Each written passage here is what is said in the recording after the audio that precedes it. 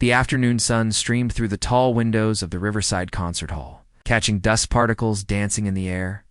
20-year-old Lily worked quietly in the corner, carefully adjusting the strings inside the grand piano.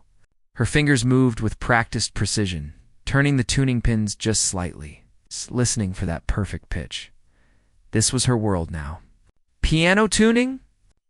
Not glamorous, not what she'd dreamed of as a kid, but it kept her close to music, and that was enough. Or at least, that's what she told herself every morning. The concert hall buzzed with activity. Tonight was the annual charity gala, one of the biggest events of the year. Rich donors would fill every seat, all dressed in their finest clothes. Ready to enjoy an evening of classical music performed by the city's best orchestra? The kind of event Lily used to imagine herself performing at. It's back when things were different. She closed the piano lid gently and gathered her tools. Her job was done. Time to slip out the back door before the rehearsals started, before the real musicians arrived. That's how it always went. But as she turned to leave, the event coordinator came rushing toward her, her high heels clicking frantically against the polished floor. The woman's face was pale, her phone pressed against her ear. No, no, no, the coordinator muttered, ending the call. She looked around desperately, spotting Lily. Do you play piano? Lily's heart skipped. Yes, but I'm just the tuner. I'm not our soloist, just canceled. Food poisoning.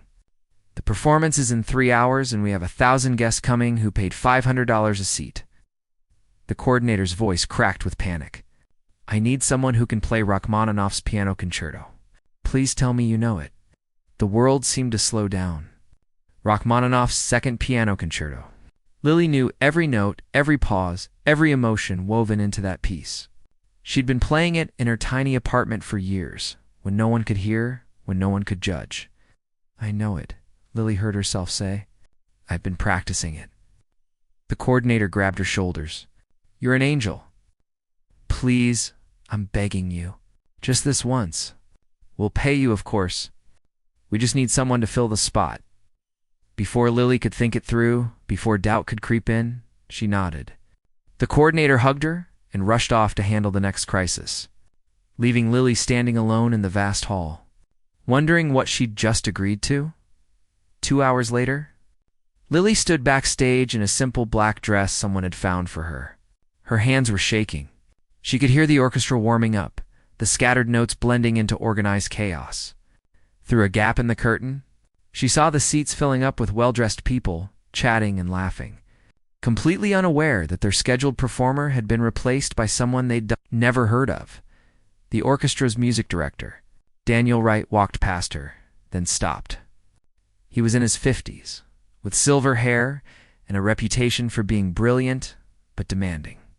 His eyes narrowed as he looked at her. Who are you? He asked, his tone sharp. I'm Lily. I'm playing tonight. The coordinator asked me to? You? He looked her up and down. Aren't you the piano tuner? Heat rushed to Lily's cheeks. Yes, but I can play.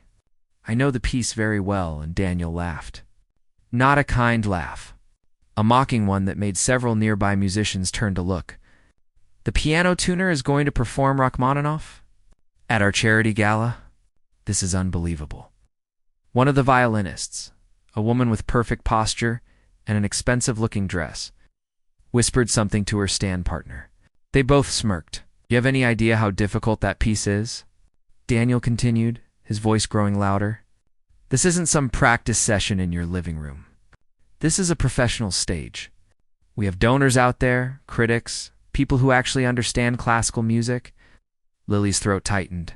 She wanted to defend herself, to tell him she wasn't just some amateur who picked up piano as a hobby, but the words stuck. Look, Daniel said, his tone shifting to fake patience, like he was explaining something to a child. I'm sure you're decent at tuning pianos. Stick to that.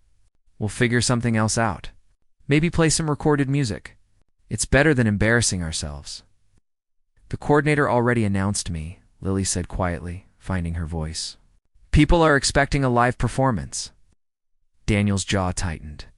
He looked at his watch, then at the filling auditorium, calculating his options. Finally, he shook his head in frustration.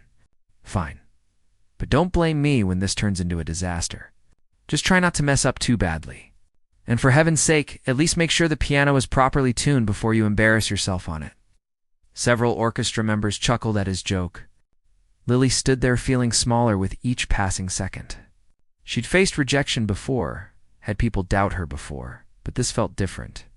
This was public. This was cruel. Daniel walked away, muttering something about unprofessional situations. The violinist who'd smirked earlier gave Lily a pitying look, which somehow felt worse than mockery, alone in the corner backstage. Lily closed her eyes and pressed her palms together to stop them from shaking. Doubt flooded her mind. Maybe Daniel was right. Maybe this was crazy. She was a piano tuner who practiced alone in a cramped apartment. What made her think she could perform on a stage like this? Her phone buzzed in her small purse. A text from her younger brother. "Good luck tonight. Grandma would be so proud, Grandma." The woman who taught her to play piano in their cramped apartment back when Lily was just 5 years old. The woman who'd worked double shifts to pay for Lily's lessons. The woman who'd believed in her talent even when everyone else had given up. Lily took a deep breath. She thought about all those nights practicing alone, looking through the pain in her right hand, the hand that doctors said would never properly play again. She thought about the 12 years she'd spent rebuilding what she'd lost. Note by note, measure by measure, the stage manager appeared. 5 minutes. This was it. No turning back now. Lily walked toward the wings of the stage, her heart pounding so hard she could hear it over the orchestra's final tuning notes.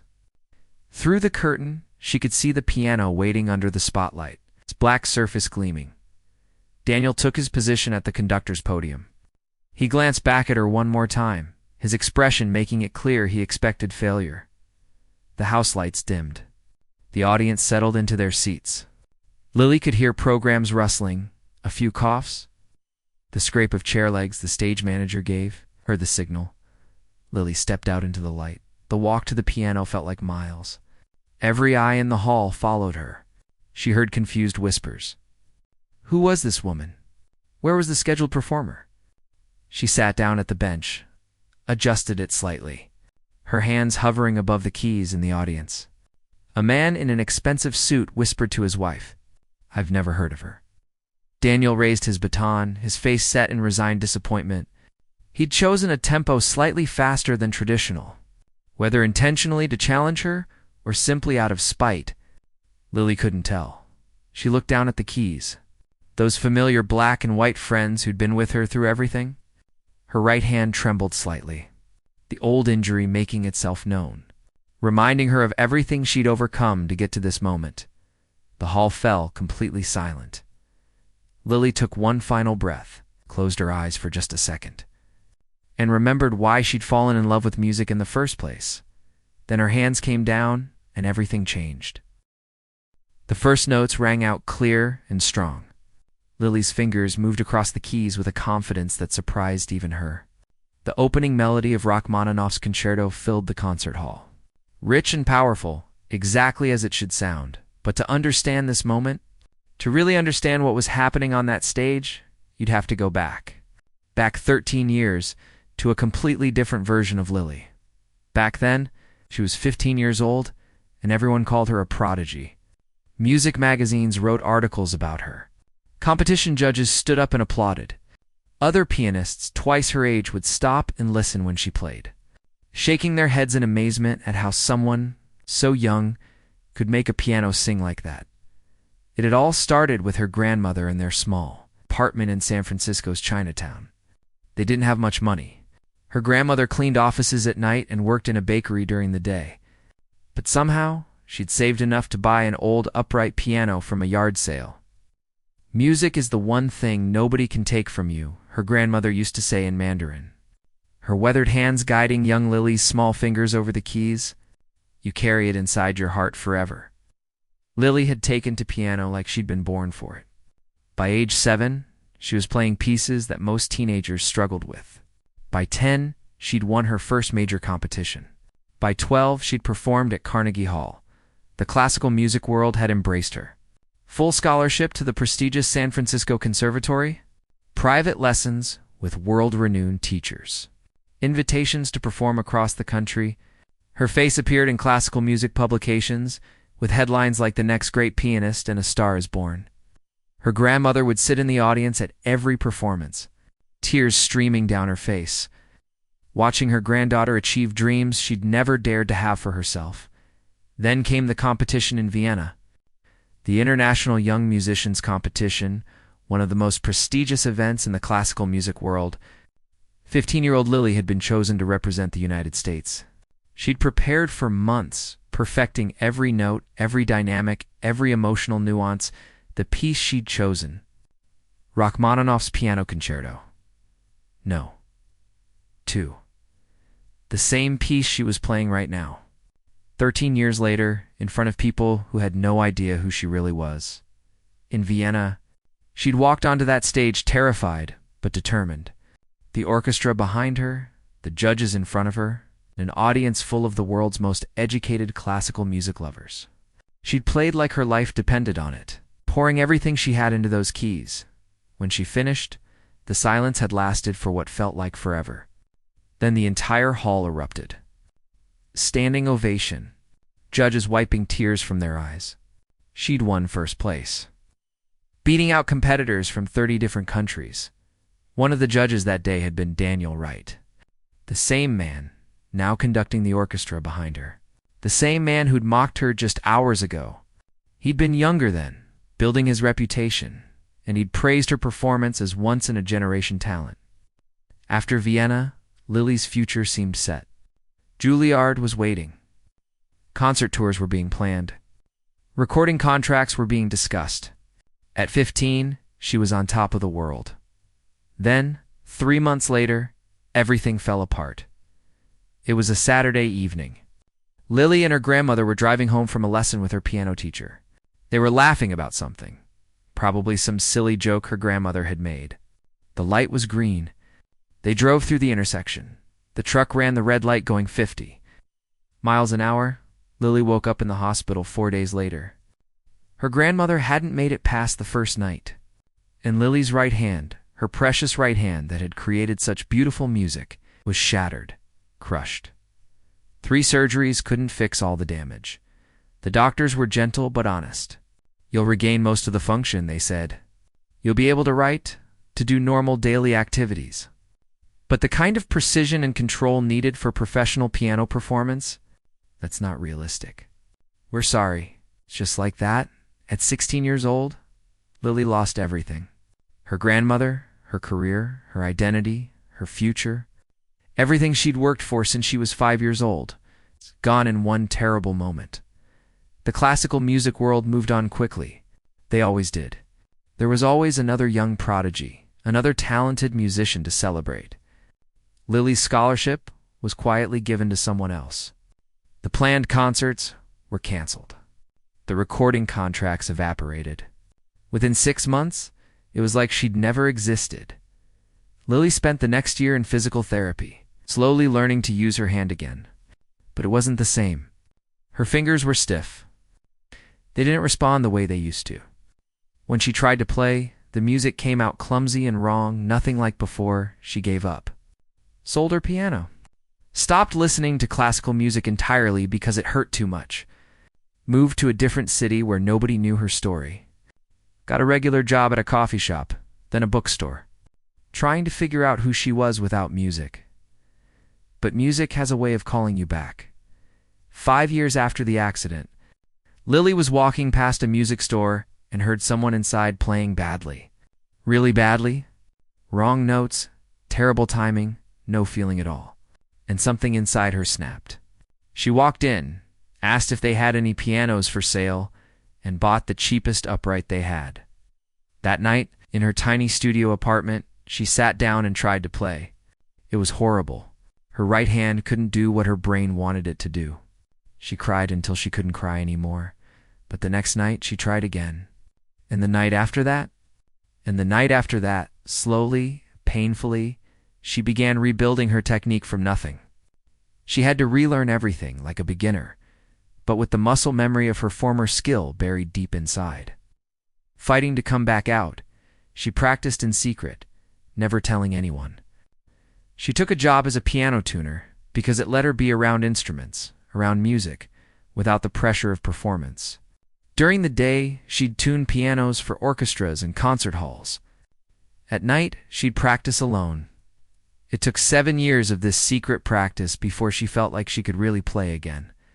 Not like before, not quite at that level, but close. Close enough that sometimes when she closed her eyes and lost herself in the music, she could almost feel like that 15-year-old prodigy again she'd chosen. Rachmaninoff's second concerto as her mountain to climb. The same piece she'd won Vienna with? If she could master it again, truly master it despite her damaged hand, then maybe she'd really come back from what happened. Nobody knew this story. Not her co-workers at the orchestra. Not the coordinator who desperately asked her to perform tonight. And certainly not Daniel Wright, who judged her all those years ago in Vienna and was now conducting behind her. Completely unaware that the piano tuner he'd mocked was the same prodigy he'd once praised. Lily had kept quiet on purpose. She didn't want pity. Didn't want people knowing her as the tragic story, the girl who could have been great.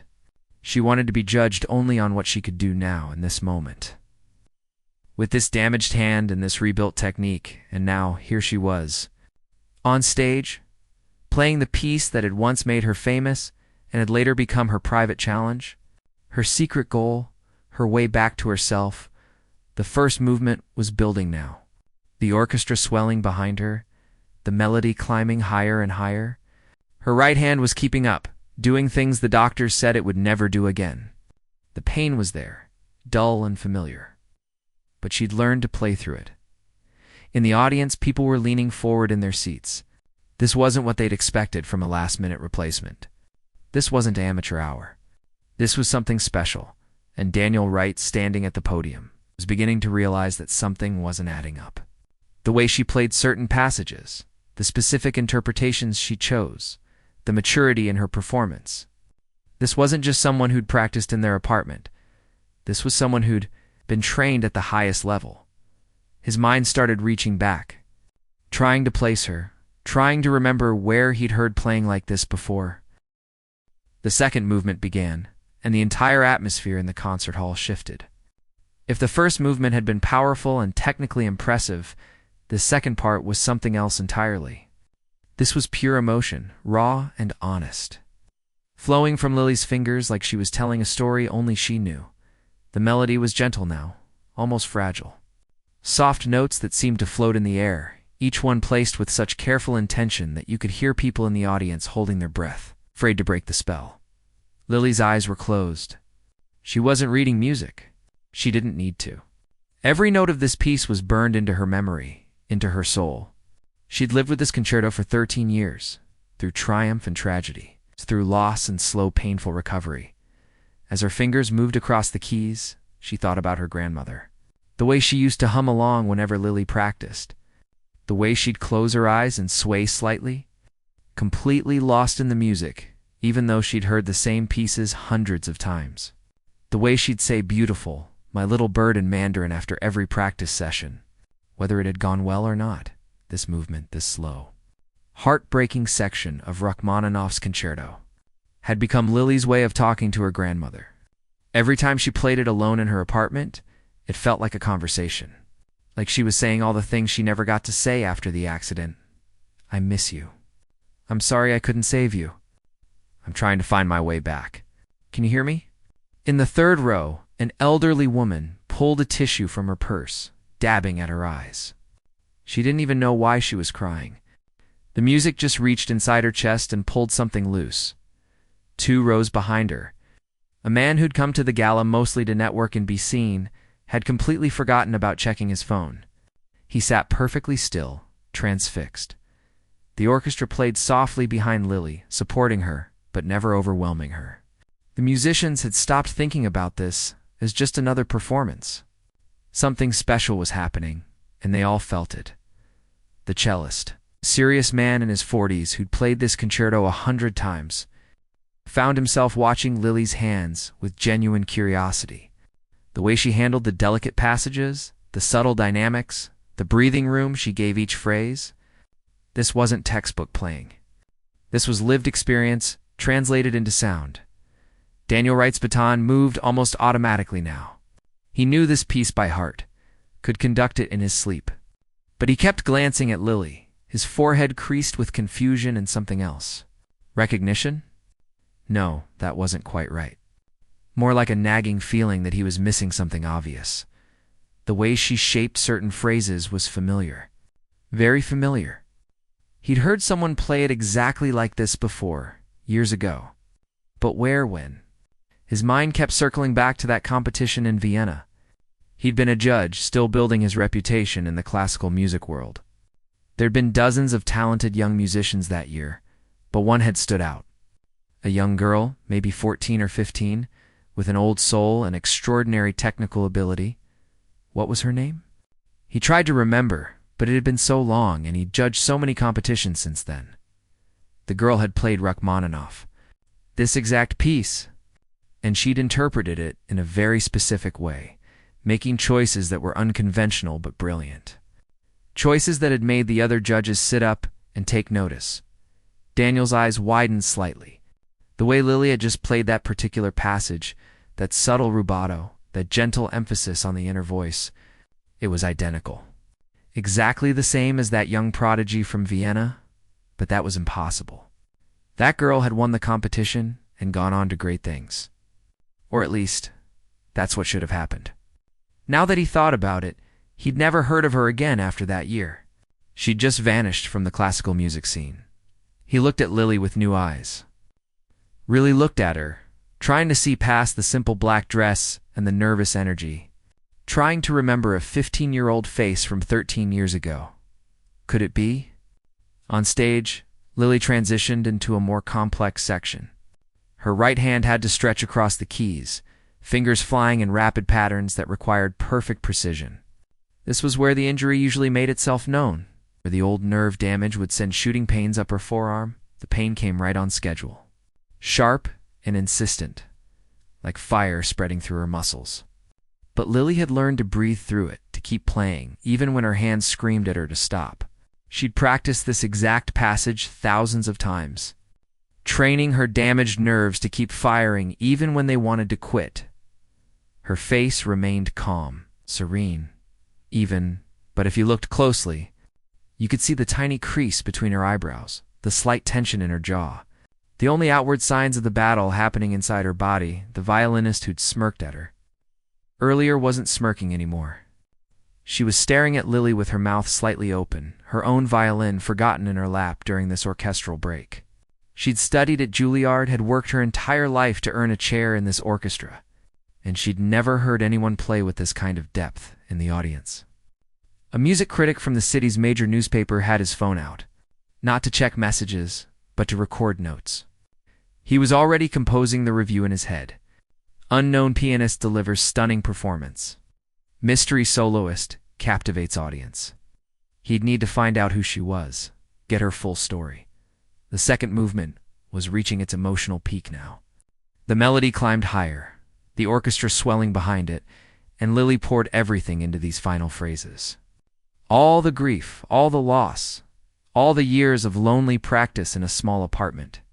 All the times she'd wanted to give up but kept going anyway, her grandmother used to say.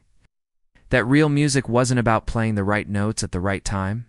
It was about taking everything you'd lived through, all your joy and pain and hope and fear, and letting it flow through your fingers. The piano doesn't care if you're sad or happy, she'd say, but the music does. The music knows. As the movement came to its gentle conclusion, several people in the audience were openly crying now. They couldn't explain it, couldn't put into words why this performance affected them so deeply. They just knew they were witnessing something rare. The brief pause before the third movement felt eternal. In that moment of silence, you could have heard a pin drop. Nobody coughed. Nobody shifted in their seats. They were all waiting, holding their breath, not wanting to break whatever magic had filled the hall. Lily opened her eyes for just a second, glancing up at the audience. She could see their faces in the dim light, all turned toward her, completely focused.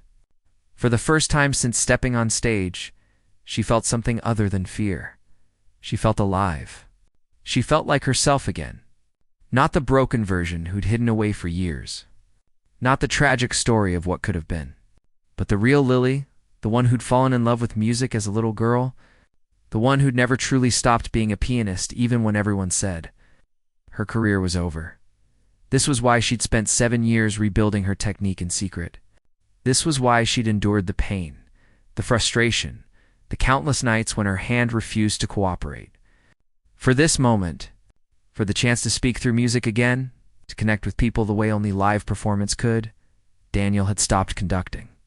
He stood frozen at the podium, his baton lowered, staring at Lily with an expression of complete shock.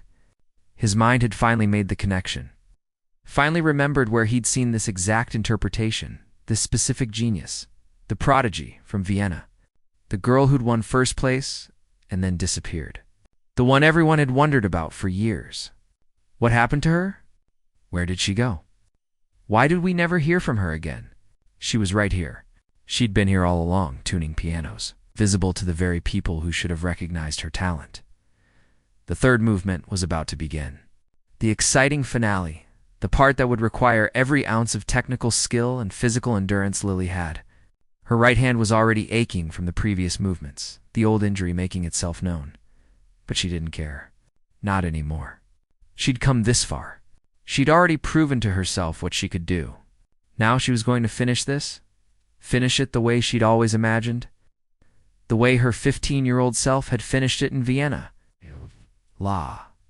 Lily's hands positioned themselves over the keys. The orchestra tensed. Ready? Daniel raised his baton again, but his hand was shaking slightly. And then the final movement exploded into life. The final movement was fierce. Fast, powerful, demanding. Lily's fingers flew across the keys in patterns that seemed impossible. Notes tumbling over each other in cascading runs that made the piano sound like a full orchestra by itself. This was the part that had always given her trouble after the accident. The rapid passages required her right hand to move with lightning speed and perfect accuracy. Before the injury, this had been easy, natural. But with the nerve damage, her fingers sometimes didn't fire in the right order. They'd stumble, miss notes, lose the rhythm, but not tonight. Tonight, something was different. Maybe it was the adrenaline. Maybe it was the audience's energy feeding into her. Or maybe it was just that after 7 years of relentless practice, her body had finally remembered what it used to know. Whatever the reason, Lily was playing better than she had in years. Better than she'd played even in her apartment during her best practice sessions. The notes came clean and clear, her hands working together like they'd never been broken. Sweat beaded on her forehead. Her arms were starting to burn from the effort. The pain in her right hand was constant now, a steady throb that she'd learned to push to the back of her mind. Just a little longer. Just get through this last section. The orchestra was playing full force behind her, matching her intensity. The trumpets blazed, the strings soared, the timpani thundered. Together. They were building toward the magnificent conclusion that Rachmaninoff had written over a century ago in the audience. People had forgotten they were at a charity gala. They'd forgotten about the fancy dinner that would come afterward, forgotten about networking and social connections. All of that faded away. Right now, there was only the music and the mysterious woman creating it. A teenage girl in the balcony sat on the edge of her seat, her eyes wide. She'd been studying piano for 6 years and had begged her parents to bring her tonight. Watching Lily play was like seeing what she dreamed of becoming. The girl didn't know about Lily's past, didn't know about the injury or the years of struggle. She just saw someone making magic happen, and it filled her with hope.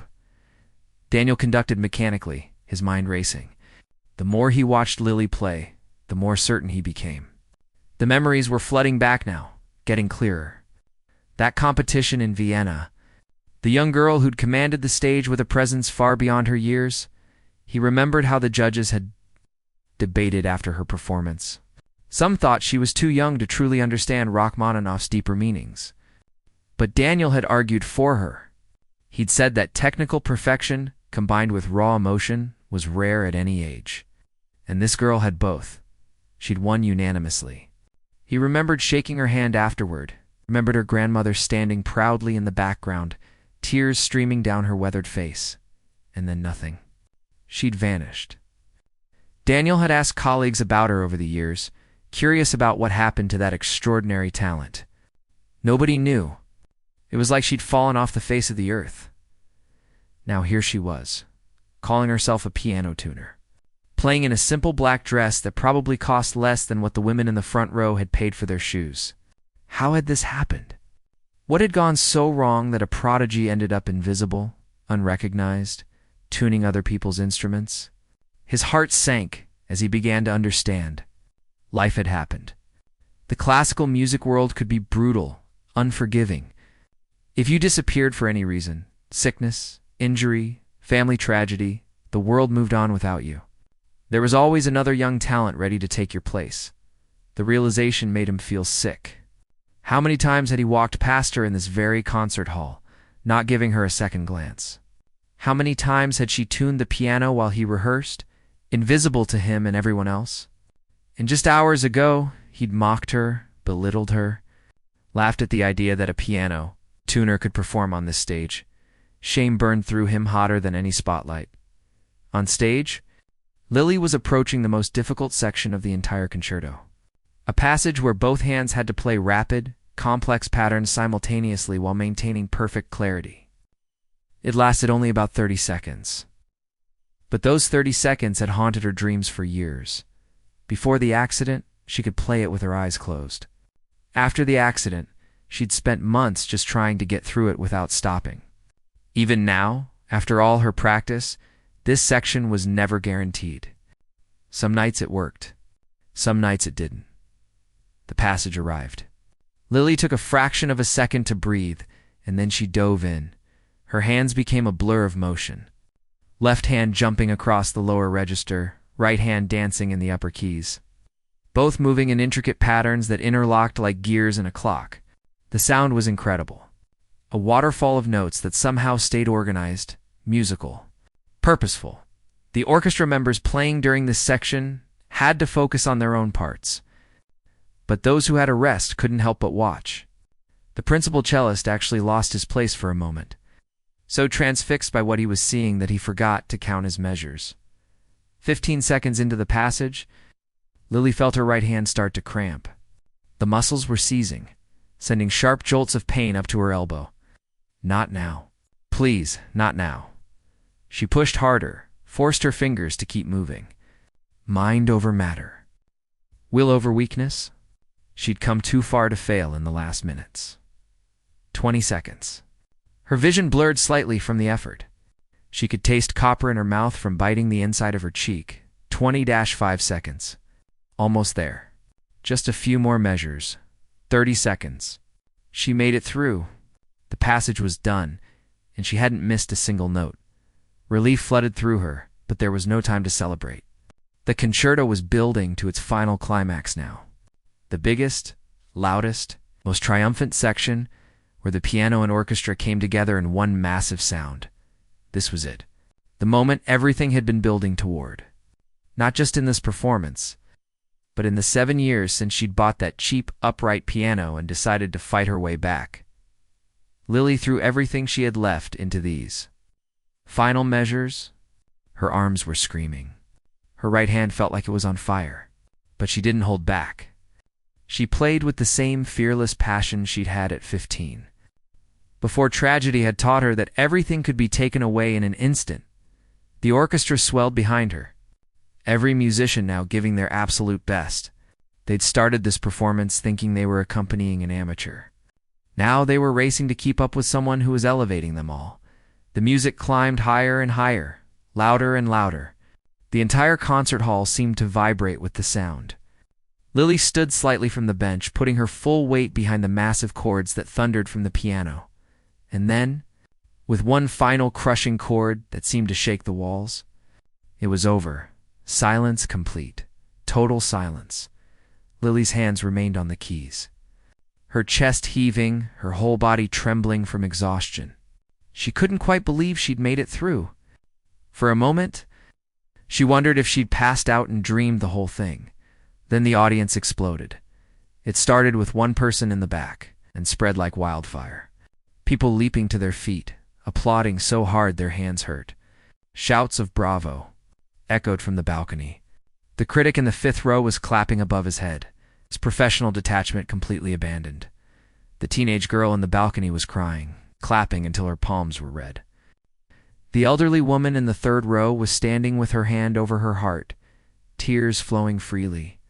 The businessman who'd planned to check his phone was on his feet with everyone else, caught up in the moment. The orchestra musicians were applauding too, something they almost never did during a performance. The violinist who'd smirked earlier was clapping with genuine enthusiasm, shaking her head in amazement. The cellist was grinning, his professional reserve completely broken. Lily stood slowly, her legs unsteady. She turned to face the audience, and the wall of sound and emotion hit her like a physical force. All these people, all this energy, all for her. For what she'd just done? She tried to bow, but her body was shaking so hard she nearly stumbled. A stagehand rushed out with a chair, and she gratefully sat down, overwhelmed. Daniel had lowered his baton. He stood motionless at the podium, his face a mixture of emotions too complex to name. The applause continued wave after wave, showing no signs of stopping. Finally, he turned to face Lily. Their eyes met across the stage. In that moment, everything unspoken passed between them. Recognition, understanding, regret. He knew who she was now, and she knew that he knew. Daniel slowly walked toward her, the entire audience watching. He stopped a few feet away, and for a long moment, he just looked at her. Then, in front of 1,000 people, in front of his orchestra, in front of everyone, he spoke loud enough to be heard over the dying applause. "You're her," he said, his voice thick with emotion. "The girl from Vienna, Lily Chen. You won the International Young Musicians Competition 13 years ago. I was one of the judges." A confused murmur ran through the audience. The applause faltered as people tried to understand what was happening. Lily's eyes filled with tears. She nodded, unable to speak. "What happened to you?" Daniel asked, and there was genuine pain in his voice. "Where have you been?" Lily looked up at Daniel, her vision blurred with tears.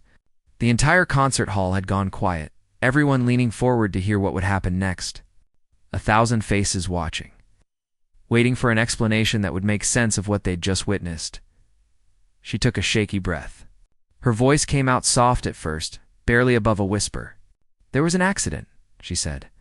"A car accident. 3 months after Vienna. My grandmother didn't survive it." The words hung in the air. Several people in the audience gasped. Daniel's face went pale. "In my hand," Lily continued, holding up her right hand. It was still trembling from the performance, from exhaustion, from finally telling the truth she'd kept hidden for so long. "The doctor said I'd never play professionally again. Too much nerve damage.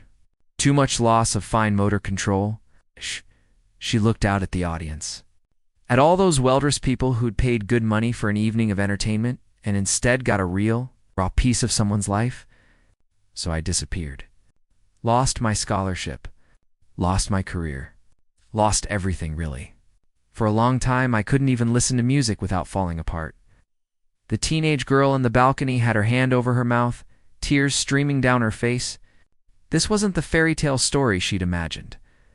This was real life, messy and painful and complicated.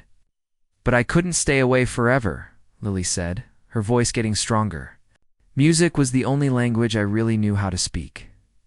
So I became a piano tuner. It let me be close to instruments, close to this world, without having to be on stage, without having to face what I'd lost." Daniel stood frozen, his conductor's baton hanging uselessly at his side. "And you've been here?" he said, his voice breaking slightly. "At this orchestra? How long?" 2 years, Lily answered. "I've tuned the piano for dozens of your rehearsals. You've walked past me probably 100 times." The weight of that statement settled over the hall like a heavy blanket.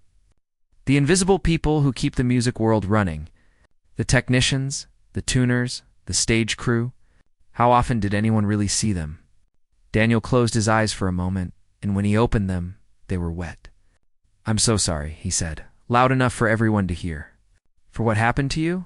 For not recognizing you? And for what I said today? What I said before the performance? It was cruel and unprofessional, and you deserved so much better. The audience began to understand what had happened. Whispers rippled through the rows.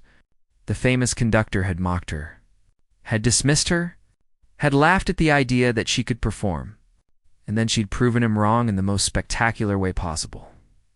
Lily stood up from the chair, steadier now. She looked Daniel in the eye. "You didn't know," she said. "Nobody knew. That was my choice. I didn't want to be the tragic story. The girl who could have been great. I wanted to be judged on what I could do now, not what I used to be." She turned to face the audience fully. "I practiced for 7 years in secret, rebuilt my technique from nothing, learned to play through the pain, through the limitations. This piece," she gestured to the piano, Rachmaninoff's Second Concerto, "it became my test. If I could master it again, truly master it despite everything, then maybe I could be a pianist again. Not the same pianist I was at 15, but someone new, someone who'd earned it twice." The applause started again, but different this time. Not just appreciation for a good performance. This was recognition of something deeper. Courage, resilience, the refusal to let tragedy have the final word. An older man in the front row stood first, clapping steadily. Then the people around him rose. Within seconds, the entire hall was standing again. But this time they understood the full weight of what they'd witnessed. This wasn't just a talented musician playing well. This was someone who'd fought her way back from the edge, note by painful note. The critic from the newspaper was typing frantically on his phone. This wasn't just a review anymore. This was a story that would go national, maybe international. He could already see the headlines. From prodigy to piano tuner to triumph. The pianist who refused to give up? Daniel extended his hand to Lily. "Would you take a bow with me?" he asked properly, as equals. Lily hesitated for just a moment, then took his hand. Together, they bowed to the audience. The applause somehow grew even louder. As they straightened up, Daniel leaned closer. "I meant what I said. I'm truly sorry. And if you're willing, I'd like to make this right. Would you consider performing with us again? As a featured soloist, not as a last-minute replacement, but as the artist you are." Lily's breath caught. A real invitation. A real chance to come back, not as who she used to be, but as who she'd become. "I'd like that," she whispered. The audience wouldn't let them leave. The applause continued for nearly 5 minutes, people cheering, whistling, calling for an encore. Finally, the event coordinator came on stage, beaming, and announced that there would be a brief intermission before dinner. Backstage, Lily collapsed into a chair, her whole body shaking with exhaustion and emotion. The adrenaline was wearing off and everything hurt. Her hands, her arms, her back, but it was a good hurt. The kind that came from pushing yourself to the absolute limit and discovering you were stronger than you thought. Orchestra members filed past, many stopping to congratulate her, to apologize for doubting her. The violinist who'd smirked earlier approached hesitantly. "That was incredible," she said, her voice sincere. "I'm sorry for judging you before. That was wrong." Lily nodded, accepting the apology with grace. She understood. In this competitive world, everyone was so focused on protecting their own place that they sometimes forgot to see each other clearly. Her phone buzzed in her purse. Her younger brother had been watching the live stream that the gala was broadcasting for remote donors. "Oh my God," his text read. "You did it. You really did it. I'm crying. Grandma would be so proud." It broke her. Lily put her face in her hands and sobbed. All the years of holding it together, of practicing alone, of keeping the secret, it all came pouring out. She cried for her grandmother, for the 15-year-old girl she'd been, for all the years she'd spent hiding her light, but she also cried from relief, from joy, from the overwhelming feeling of finally being seen again. The next morning, Lily woke up to her phone ringing nonstop. The video of her performance had gone viral overnight. Millions of views. News outlets were calling. Classical music organizations were reaching out. Her email inbox had hundreds of messages, but the one that made her cry was from the San Francisco Conservatory, Ow. her old school. "We made a terrible mistake," the dean wrote. "We should have supported you through your recovery instead of moving on. We'd be honored if you'd consider joining our faculty, teaching the next generation while continuing your own performing career." Within a week, Lily had been offered 6 different performance contracts. Concert halls that wouldn't have looked at her a month ago were now competing for dates on her calendar. Record labels wanted to talk about albums. Television shows wanted interviews. Daniel kept his word. He featured her as a soloist with the orchestra 3 more times that season, each performance 2 sold-out crowds. But more than that, he established a scholarship fund for musicians recovering from injuries. Naming it in honor of Lily's grandmother, the teenage girl from the balcony started taking piano lessons more seriously. She'd found her inspiration, proof that setbacks didn't have to be endings. 6 months after that night, Lily stood on stage at the same concert hall. But this time, it was her own recital. Her name on the marquee. Her story in the program. No more hiding. No more pretending to be less than she was. Before she played, she spoke to the audience. "I used to think my career ended when I was 16, she said. "I thought that accident took everything from me. But I was wrong. It didn't end my story. It just changed it. Made it deeper. More real." She sat at the piano, her hands resting on the familiar keys. "This is for everyone who's ever been told they couldn't. For everyone who's lost something precious and had to find a new way forward. And especially for my grandmother, who taught me that music lives in your heart first, your fingers second." The first notes rang out clear and true. Rachmaninoff again? Always Rachmaninoff. The piece that had carried her through everything. But this time, there was no pain in her hands. No doubt in her heart. Just pure, perfect joy.